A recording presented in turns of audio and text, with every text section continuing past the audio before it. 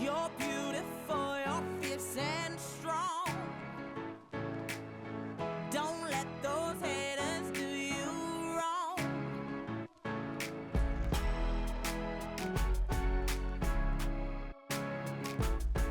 Hey Tab fam, it is Women's Emphasis Month, and because we're emphasizing women, we're going to talk to some women this whole month about just 4 little topics, but you're going to be able to hear the conversations and get to see what we're talking about and engage also with us in your own particular way.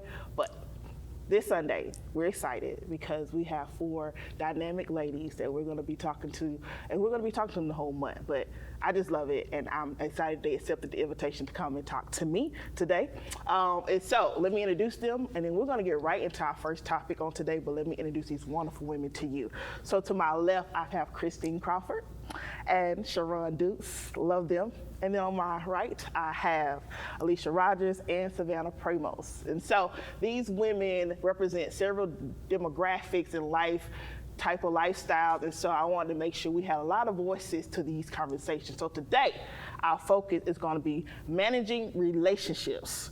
Managing relationships is very, very important because every relationship is important, whether you are a parent, whether you are a sibling, whether you are a daughter or a son. I mean, there's so many relationships, friends, significant others. There are so many relationships that we have to juggle each day. And so let's get some wisdom from these great women about what it takes to manage relationships successfully. And sometimes we can get it right, but we can learn from other people's wisdom. So today, ladies, the question of the matter is, what does it take to manage successful relationships? Some of y'all are married, some of y'all engaged, amen. We got parents. Like, give us like some life wisdom, some testimony on what it's taking for you and your special relationships to manage them. Because all of y'all have a full plate. Mm-hmm. What does it take? Like, what do you got to do? Anyone can start. If I said everybody don't want to speak at once, exactly. Make sure we give a proper answer. First word that comes to mind is communication. And I think the older I get, the more I realize of communication has to be reciprocated. Yes. So you're making sure that you're giving enough space so the other person can say what their needs are, how they view the situation, but making sure I put time aside to communicate. So that's number 1 for me. I love it. I think that the hardest thing is giving them space to be themselves and not what I would want them to be. Oh, that's hard. And that is the thing that I have to remind myself of, is that in all relationships, it only works because we're different. Mm-hmm. And appreciating and making space for those differences and not getting frustrated because you want somebody to see something the same way you do is hard. And I don't know if that ever stops being hard. I think something that's also important is to ensure that the relationship that you're in with that person, that the person is God ordained. Whether they're a relative or whether it's a platonic relationship, you want to make sure that the relationship is God ordained and that they have God in their life, and also that you're a supportive person in that relationship as well. The thing that comes to mind for me is trust. I have to be able to trust a person in a relationship. Without trust, there's not a whole lot left for me. My husband, honestly, I trust him with my life, but that came over 32 years of being married. The ups and downs and the downs and ups of marriage and relationships, that came from that, but trust is a big thing for me. Mm-hmm. That's good. That's good. Alicia, you mentioned this great topic, and we in church, amen, on a Sunday morning. So think about God-ordained relationships, and that's always important and always great, especially when you have the opportunity to choose who you connect with. But what about those relationships that you do not have a choice in? Everybody can't choose their mama, their daddy, their cousins, they blood relatives, they were born into that. And so those things you can't necessarily, or even jobs, right? When you go on jobs, you don't get to pick your coworkers. So what about those relationships? How do you manage those relationships to a way where, it can be draining, but yet you feel like you can sustain some type of competence in who you are? I would say make sure that you set boundaries with those people, especially if they do things that you're not really rocking with. Make sure I think it's safe to set boundaries with them, allow them to know what your boundaries are so that you guys, even though if it may not be the best relationship, but it won't be a toxic relationship. That's good. That's good, and it's hard. Yes. That's why I was like, Definitely not easy. I was like, that's one of the best pieces of advice, and yet I can see the challenge. And I had a friend say this one time when we were having conversations where, especially working in education, you can see when a student is in a toxic relationship with their parent. And so you can't walk up to the student and say, you might not want to talk to your mama today because it's a lot going on, but really understanding, giving them the empowerment for themselves, and that there will come a day where you will be able to have some tough conversations with people when it is that I can't choose my mom or I can't choose my sister or relative, but that I can know myself enough that I can stand strong on who I am. And then if you can't meet the expectations of this relationship, that it's okay if I need to separate myself for this, for my own well-being or my own mental health. But it definitely is a challenge because sometimes you may feel guilty. Like it is, I kind of got to separate myself from this person, but in the end, I'm gonna feel better. And I think the other hard thing is also being self-aware. And so the thing I find that oftentimes you want to accuse someone else of doing is the thing that you yourself are doing. And so how do you stop, hold that mirror up, and then make decisions after you've really sat with, okay, what is my role in all of this? And what am I doing that I'm upset about the other person also doing? And Christine, I have to caveat off of that because it's hard to turn that mirror on yourself and be transparent. What is it that I did in this relationship, or how can I make this relationship better? And that's what I'm learning how to do, is to look at myself and make myself transparent and say, what else can I do to make it better? And sometimes we talk about relationships on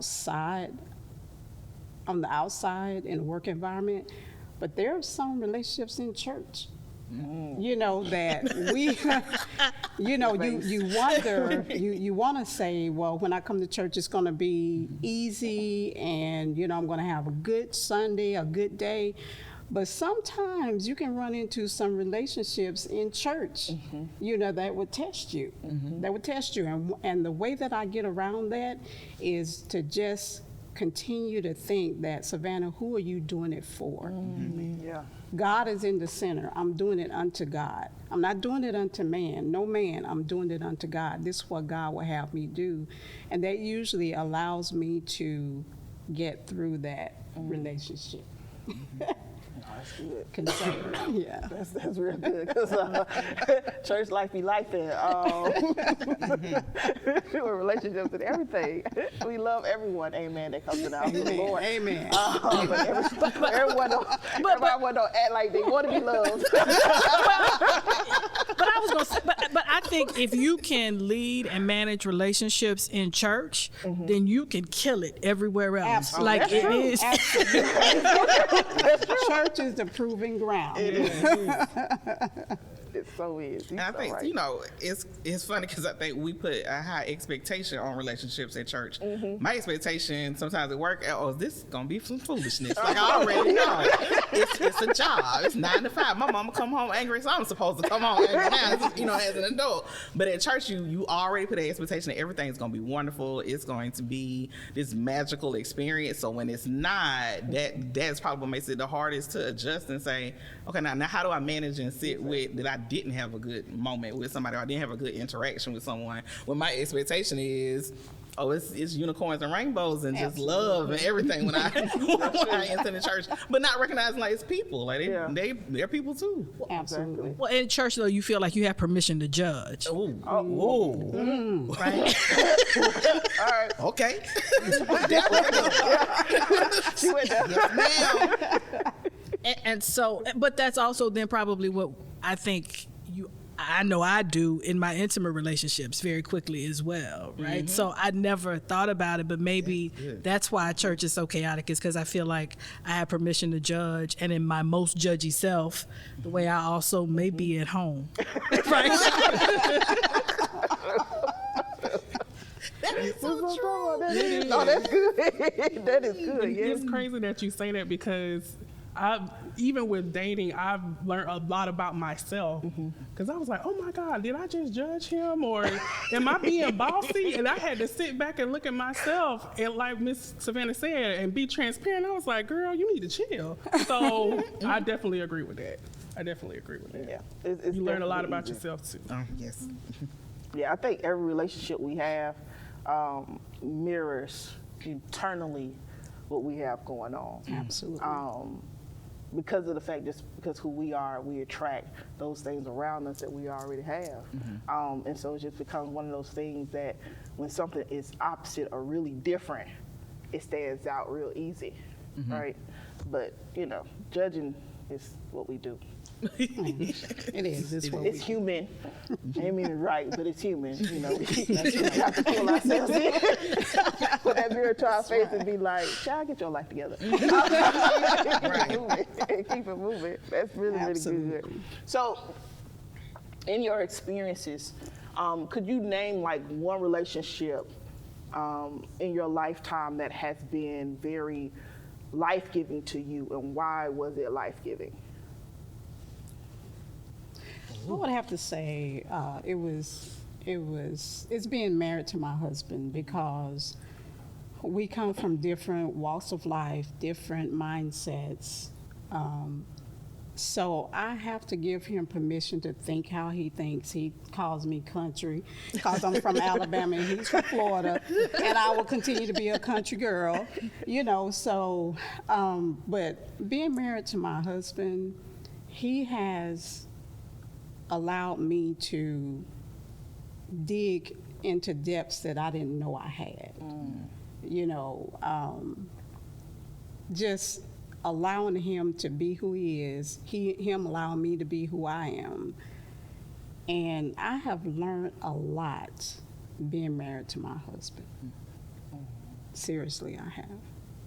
And he would say the same thing about me, I'm quite sure. I was already thinking. I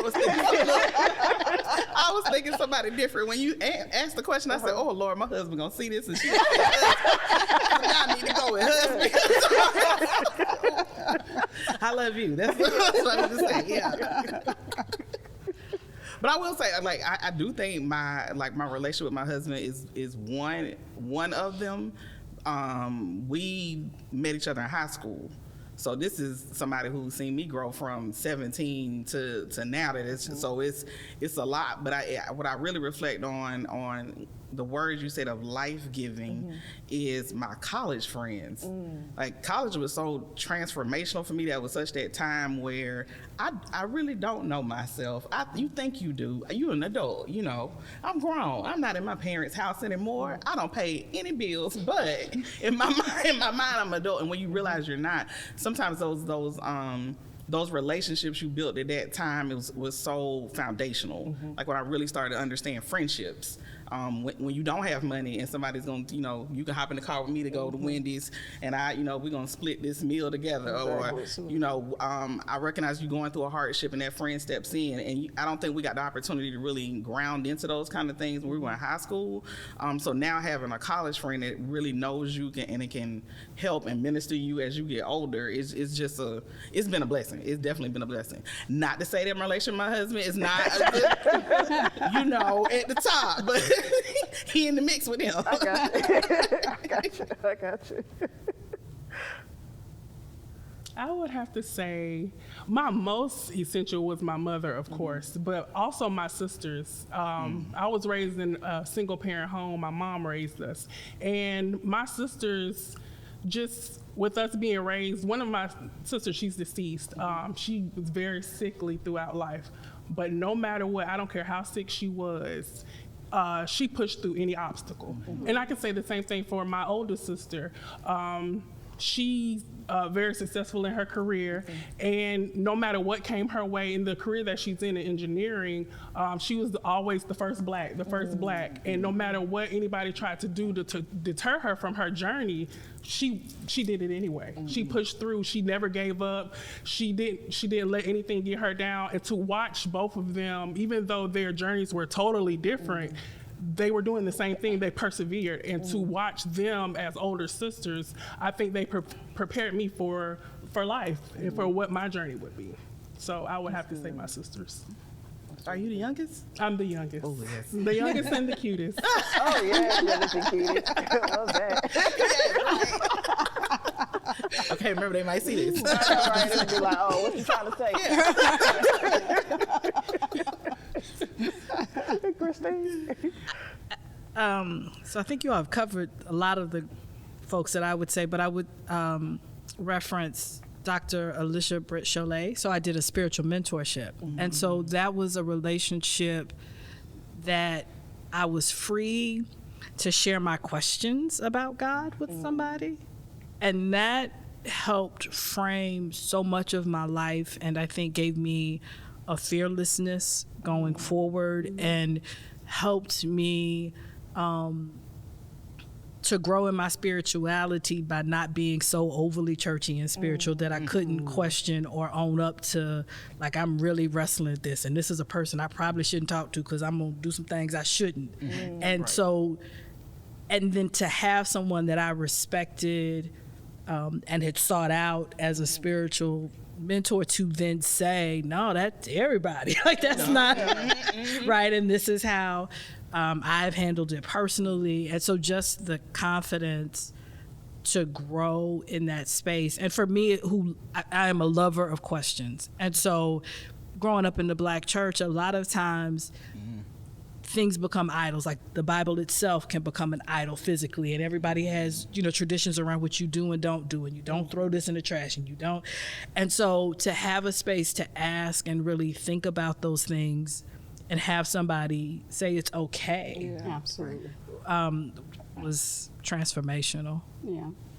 Absolutely. And going along with that, it's funny, we were saying judgy earlier, and we just had a conversation in my office about your mentor tends to be the person who judges you the least. That just you really just feel like you had that freedom to be yourself and talk to, so that it makes sense of why that relationship is so vital.